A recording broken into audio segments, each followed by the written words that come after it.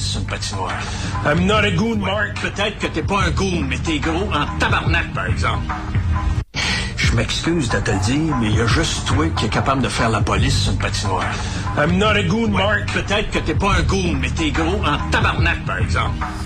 Ce que vous venez d'entendre 2 fois plutôt qu'une parce qu'on voulait avoir le temps de bien placer l'extrait, eh ben c'est un dialogue entre le personnage de Marc Messier et le personnage d'Éric Oziel dans Lance et compte. On l'a d'ailleurs au bout du fil. J'imagine que c'est une journée vraiment pas facile. Donc, merci beaucoup d'avoir accepté de nous parler. Éric Oziel, acteur québécois, collègue au 98.5 aussi. J'ai envie de débuter en vous souhaitant mes plus sincères condoléances, monsieur Oziel. Merci Catherine. Bonjour Martin. Merci beaucoup. Salut Eric. Bonjour. Je veux pas rentrer dans le trop intime, donc n'hésitez pas à m'arrêter là, si vous n'avez pas envie qu'on aille là, mais saviez-vous que M. Messier allait moins bien dans les derniers temps? Ou comment vous avez appris cette nouvelle-là? Il y a une couple d'années, lors d'un souper, Marc s'est confié on est une gang de chums, on se voyait de temps en temps assez régulièrement, tu sais. Je pense qu'il ne nous a pas dit toute la vérité. Il nous avait annoncé que, il avait été diagnostiqué avec une maladie qui était assez semblable à celle de Michel Côté. Quelle ironie. Quel destin. La vie, quand même. Mais que c'était pas aussi avancé ou grave que celle que Michel avait. Et que, que c'était quelque chose qui allait se contrôler, mais en même temps, il y avait des signes, il y avait moins d'énergie, mais on était quand même en contact, puis on riait encore, puis on se voyait, puis on se textait beaucoup, puis... Mais au point à ce qui nous quitte aujourd'hui, là, non. Je dois dire que je suis en état de choc, même surréaliste. Je peux pas dire que je comprends parce que je n'ai pas connu M. Messier, mais je peux comprendre à quel point c'est une nouvelle qui secoue. Surtout quand on a tant partagé avec quelqu'un. Je veux dire, vous avez évolué durant des années ensemble dans la saga Lance et compte. Est-ce que vous vous êtes croisés dans d'autres projets? Parce que je sais que les deux, vous aviez joué différents personnages dans Omerta, entre autres, mais vous étiez-vous croisés sur d'autres projets? On s'est croisés sur d'autres projets, mais c'était surtout des chums. On était des amis. C'est ça qui me renverse. Tu sais, des fois, on perd un collègue de travail. Excusez-moi. Pas de problème. Mais ça vient nous ébranler. Mais là, c'est un chum, là. C'est un chum avec qui j'ai des souvenirs impérissables, des rires, des fous rires. Oui, beaucoup de souvenirs de plateau de tournage. J'ai travaillé avec lui dans le Sphinx aussi, avec de Louis Saya. Et puis, mais c'était un gars avec qui on avait beaucoup de plaisir à regarder le hockey ensemble, à jaser hockey, puis à jouer au tennis, à faire des activités ensemble, à prendre un bon repas, puis à rire. Puis, mais c'était surtout quelqu'un qui était, et ça j'insiste là-dessus, là, c'était quelqu'un qui était authentique. Dans un milieu où c'est pas toujours, c'est une denrée rare parfois, être authentique parce que c'est un milieu compétitif. Puis naturellement, c'est une jungle, puis tout le monde essaie de réussir là-dedans, mais lui avait une sécurité, une confiance en lui. Le fait que Michel, Marcel et lui aient eu du succès avec Brou, ça leur permettait aussi d'être serein face au milieu. Il était lucide, puis il était vraiment très... tu sais, je l'ai déjà dit, là, mais pour Marc, il n'y avait pas de hiérarchie. Puis ça, c'est ce qui a fait en partie le succès de Lance et compte. C'est qu'il n'y avait pas de hiérarchie. Quand tu arrivais à nouveau, tu étais traité de la même façon. Tout le monde était traité de la même façon dans Lance et compte, entre autres. Mais Marc, il appliquait ça sur tous ses plateaux de tournage. Il était aussi disponible avec les actrices, les acteurs, le réalisateur, les producteurs et les figurants, les techniciens. Alors, c'était un gars d'une grande classe, grande disponibilité, puis c'était quelqu'un qui avait un sens de l'humour hors du commun. L'amitié qui vous unissait, Éric, est-ce que ça provient justement des tournages de Lance et compte? Oui, on est resté très... on est resté très chum, toute la gang ensemble. Puis, tu sais, ça, c'était les amis de la première génération. Puis, comme les gars de la deuxième génération sont restés très soudés aussi ensemble. Puis, tout le monde est très amis, là. Mais avec Marc, puis toute la gang, on a gardé cette amitié-là, ces souvenirs-là. On a vécu des choses tellement extraordinaires. Puis, on en était conscients aussi. Mais, tu sais, dans le cas de Marc, ça lui a jamais monté à la tête. Puis c'est quelqu'un qui a toujours été très disponible, puis qui était tout le temps content. Ce qui va me manquer beaucoup là chez Marc, c'est son enthousiasme. De tout le temps dire oui quand on avait des projets, ou qu'on se disait hey, on va te souper telle date, puis que oui, ou qu'il nous invitait à son chalet, ou qu'on allait jouer au tennis. Puis là, il y avait toujours quelque chose de drôle à dire. Puis il avait tellement un sens de l'humour. Puis même quand il nous a annoncé sa maladie, il trouvait une façon de tourner ça en autodérision. Fait que voilà, donc je vous en parle là, puis je suis en état de choc. C'est comme pas vrai là, c'est comme pas vrai ce qui se passe présentement. C'est comme trop vite, puis bon, je le sais qu'il était rentré à l'hôpital, puis il y avait des transfusions, puis là, il fallait qu'il fasse attention pour ne pas nous voir, parce que là, il y avait des risques d'infection et tout ça, mais tu sais, c'était toujours pas clair que c'était à ce point-là grave, là, tu sais, on pensait que c'était comme pour contrôler la maladie. Fait que, tu sais, j'en profite, Catherine et Martin, pour offrir mes sympathies naturellement à sa famille, mais à tous les collègues du milieu artistique et tous les gens qui l'ont côtoyé, qui ont travaillé avec, parce que tout le monde va vous dire la même chose. C'était un être qui a marqué leur vie, tu sais, ne serait-ce que même si tu as travaillé avec quelques heures, il y avait une présence, il y avait une prestance, puis parce que justement, il était accessible et qu'il parlait à tout le monde, mais tout le monde va avoir une anecdote avec Marc. Évidemment, il y avait une certaine différence d'âge entre vous deux. Parlez-moi de la trajectoire de vos personnages dans l'ancien conte. Est-ce que c'était prévu que ces deux personnages-là évoluent de cette façon-là quand vous avez commencé à l'époque? Parce que c'est quand même ces deux personnages qui n'ont absolument rien en commun, là, Marc Gagnon et Mac Templeton. Non. Ça, il faudrait parler avec Régent là-dessus, mais non. Tu sais, je veux dire, je pense que Régent était peut-être au courant des affinités qu'on avait, mais moi, je m'entendais bien avec tout le monde. J'avais une amitié avec, tu sais, Carl et moi, on s'est parlé ce matin, là.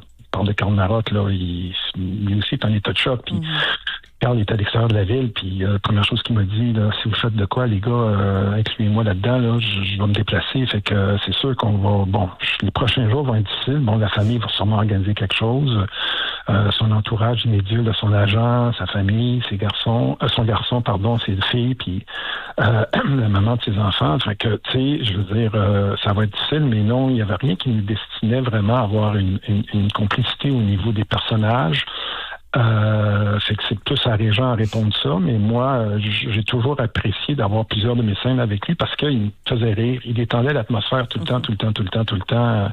Avec le Sphinx aussi, c'était un projet où Louis Saya, c'était son premier long métrage, puis il y avait des défis de ce côté-là, puis Marc gardait tout le monde détendu, puis tu sais, des fois, c'était comme le matin, on arrivait sur le plateau, il y avait peut-être des choses qui n'étaient pas à point, puis lui, il a mené ça aussi avec son leadership, mais son leadership qui n'était pas un leadership très extroverti, c'était juste avec son sens de l'humour, puis sa confiance, puis qui essayait pas d'imposer son ego aux autres, et c'est pour ça que je disais tantôt que c'était un gars excessivement authentique, mais qui avait une influence positive sur tout le monde, ouais. C'est ce que je trouve fascinant à vous écouter décrire votre ami, M. Oziel, c'est que moi, je n'ai jamais connu personnellement Marc Messier. Je l'ai aimé comme tout le public québécois l'a aimé, mais ce que j'avais l'impression que cet homme-là dégageait, c'est exactement ce que vous décrivez aujourd'hui. Ça prouve à quel point, effectivement, c'était un homme authentique. Il a participé à des projets qui sont extrêmement chers au cœur des Québécois. Là. Je veux dire, La Petite Vie, Les Boys, Lancer Compte, Brou. On avait l'impression que c'était notre marque un peu, là, à tous les Québécois et Québécoises. Puis le public a aimé Marc Messier. Il va continuer de l'aimer. Mais comment Marc Messier gérait ça, cet amour-là du public, c'est le fait qu'il soit devenu un des plus grands de la télé québécoise? Tu vois, tu me rends émotif parce que c'est une des raisons pourquoi c'était mon ami, c'est que ça lui a jamais monté à la tête. C'était des valeurs que moi j'appréciais. Et c'est pas pour critiquer personne, mais parfois la célébrité, ça monte à la tête, ça nous déséquilibre. Puis moi, Marc, qui est toute notre gang de chums, ce qu'on aimait de Marc, c'est qu'il s'est jamais pris pour un autre. Excusez-moi, c'est une expression québécoise, là, mais ce que je veux dire, c'est que ça lui a jamais monté à la tête. Est-ce c'est quand même assez assez particulier parce que, comme tu dis, là, tu viens d'énoncer l'amour que les gens avaient pour lui, puis l'impact qu'il a eu dans la communauté artistique, puis l'impact qu'il a eu pour la société québécoise dans des projets qui ont eu énormément d'influence sur notre culture. Ça y a jamais monté à la tête, et même qu'il a un sens de l'humour par rapport à ça, puis pas qu'il voulait diminuer ces projets-là, loin de là, parce que ça aurait été manquer de respect à tous les artisans qui ont travaillé là-dedans. Mais pour lui, c'était juste une opportunité de travailler qui prenait... il a jamais rien pris pour acquis. Puis voilà. Donc, puis tu sais, je suis content qu'il ait réussi son ambition de faire son one-man show qu'on est allé voir. Oui. Ça, c'était quelque chose qui était important pour lui.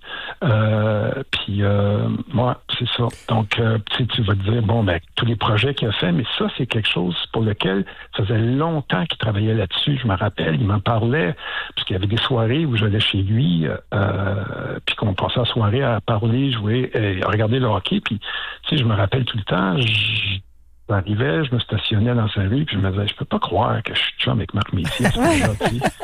C'est comme, moi, tabarnouche, tu sais. Puis j'en ai connu des gens qui ont eu beaucoup de succès, mais dans son cas, c'était unique. C'était comme un chum d'enfance quasiment à qui, que peu importe, tu sais, il n'y a pas de game avec Marc. Il n'y avait pas de game. Puis ça, c'est important parce que c'est des valeurs que on doit tous être conscients.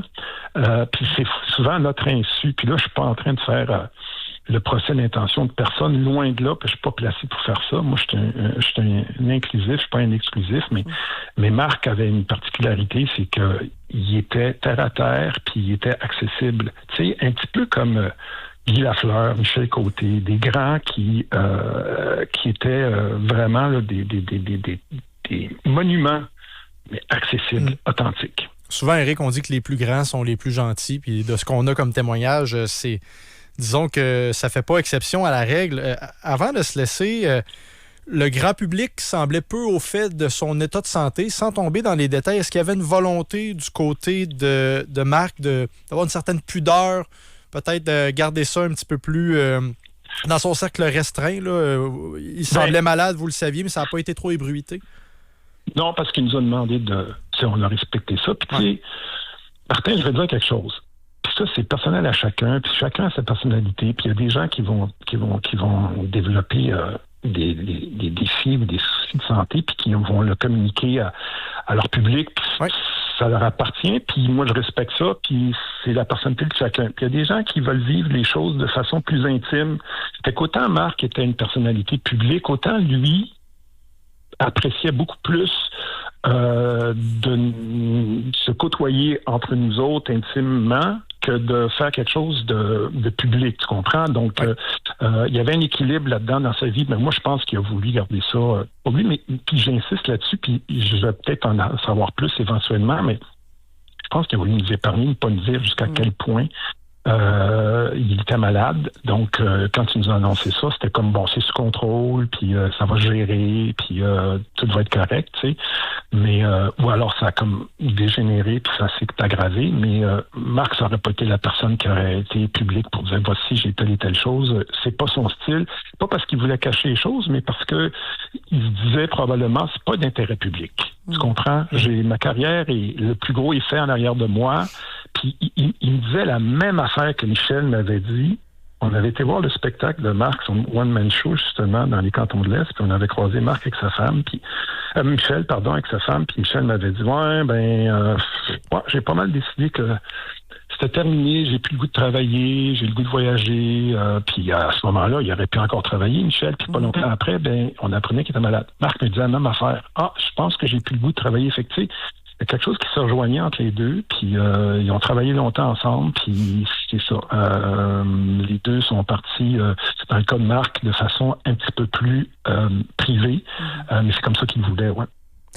Éric Auziel, on vous présente sincèrement toutes nos sympathies, toutes nos condoléances à vous, mais à toute votre gang de chums, à la famille évidemment, aux amis. Merci beaucoup de nous avoir accordé du temps aujourd'hui. Soyez doux avec vous. On vous souhaite on vous souhaite bon courage dans cette épreuve-là. Ouais, j'ai une émission animée ce soir à 6h30. Je sais pas comment je vais faire, mais bon, je vais essayer de lui rendre hommage de façon respectueuse, mais en même temps aussi Marc était tellement un passionné de sport de hockey. Je pense que je vais commencer avec un sujet de hockey justement pour Marc. Fait que, écoutez, je vous souhaite une belle journée. Puis c'est tellement bien dit, Catherine, d'être doux avec soi-même. C'est tellement important. Absolument. Merci beaucoup encore. On l'apprécie énormément. Éric Auziel, acteur québécois, grand ami de Marc Messier et collègue du 98.5 à Montréal sur le réseau Cogeco. Donc voilà, c'est un témoignage extrêmement touchant d'un chum qui a perdu un de ses chums puis qui est encore un peu secoué par cette nouvelle-là, comme tout le Québec l'est en ce moment. Quelle générosité. J'en reviens pas. Merci à Éric Auziel. Puis tu sais, juste, la nouvelle est tombée une demi-heure avant qu'on rentre en ondes. Puis la première personne à qui j'ai pensé, c'est Éric Auziel, qui est un collègue qui remplace aux amateurs de sport. Donc, vous l'entendez déjà sur nos ondes. Puis je me dis, on va faire 5 minutes, puis le tour va être fait, là, juste pour rendre hommage à Marc Messier. Puis finalement, je suis soufflé de la générosité de notre collègue qui sera en ondes à 18h30 sur les ondes du 98.5, mais aussi sur les ondes du FM 93. Puis il y a un adage qui dit en musique, puis probablement au théâtre, « The show must go on ». Absolument. Ben, c'est probablement avec cette optique-là que Éric va prendre le micro ce soir, parce qu'évidemment, Marc Messier, on le connaissait dans le petit écran et au grand écran, mais c'est un gars de théâtre aussi. Puis quand tu t'en fâches d'une ligne au théâtre, il faut que ça continue. Show must go on, exactement. Fait qu'il n'y a rien de plus thérapeutique que de parler d'hockey et de sport. Je pense que, comme nous a dit Éric, ça va faire un grand bien à tout le monde dès 18h30. Absolument. Donc, voilà, on va faire une courte pause. Au retour, on change un peu de sujet, là, mais évidemment qu'on va suivre ça, cette nouvelle-là, aujourd'hui, durant toute la durée de l'émission. S'il y a du nouveau, on va vous le communiquer. On rappelle donc que Marc Messier est décédé à l'âge de 78 ans.